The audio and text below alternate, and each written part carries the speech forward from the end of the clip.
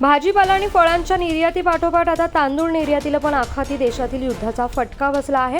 विदर्भाचा तांदूळ म्हणून जिल्हा ओळख असलेल्या भंडारा जिल्ह्याला आता आखाती देशातील युद्धाची झळ पोहोचू लागली आहे। गेल्या 12 दिवसांपासून सुरू असलेल्या या युद्धामुळे जिल्ह्यातून होणारी तांदूळ निर्यात निम्म्यावर आली असून वाहतुकीचा खर्च वाढल्याने तांदूळ खरेदीही ठप्प झाली आहे आणि आता याचा थेट फटका स्थानिक शेतकऱ्यांना बसताना दिसतोय।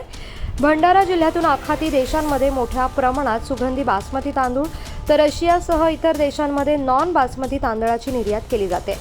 सामान्यतः जिल्ह्यातून दररोज सुमारे 180 मेट्रिक टन तांदूळ 8 कंटेनरच्या माध्यमातून विदेशात पाठवला जातोय। हा तांदूळ नागपूर मार्गे मुंबईला आणि तिथून समुद्र मार्गे जहाजाने परदेशात रवाना होतो। मात्र युद्धामुळे सागरी मार्ग सुरक्षित झाल्याने आणि वाहतुकीचे मार्ग बदलल्याने ही साखळी पूर्णपणे विस्कळीत झाली आहे। युद्धाच्या पार्श्वभूमीवर जहाजांचे मार्ग बदलण्यात आले आहे, ज्यामुळे ट्रान्सपोर्टिंग चार्जेसमध्ये मोठी वाढ झाली आहे। आता प्रति मेट्रिक टन $20 अतिरिक्त वाहतूक खर्च लागतोय।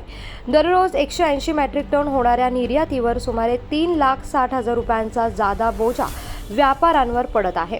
दररोज जाणारे 8 कंटेनर आता केवळ 3 ते 4 वर आले असून वाहतूक खर्च वाढल्याने आणि निर्यातीचे प्रमाण घटल्याने व्यापाऱ्यांनी तांदळाची खरेदी कमी केली आहे।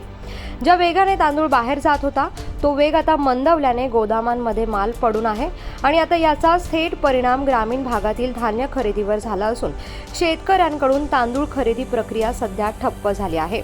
आखाती देशांमधील हे युद्ध लवकर न थांबल्यास भंडारा जिल्ह्याच्या तांदूळ उद्योगाला कोट्यावधींचा फटका बसण्याची शक्यता वर्तवण्यात येत आहे।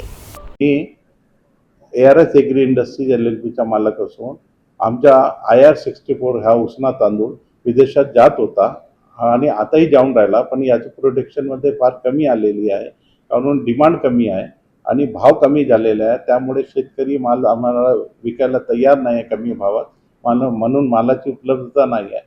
यामुळे आम्ही प्रोडक्शन हे अर्धवट केलेलं आहे। याचा इफेक्ट झालेला आहे खाडी युद्धाचा। किती कंटेनर आपल्याकडनं जात होते आणि काय कशा पद्धतीनं याच्यावर ट्रान्सपोर्टिंगवर किती खर्च आता वाढलेला आहे?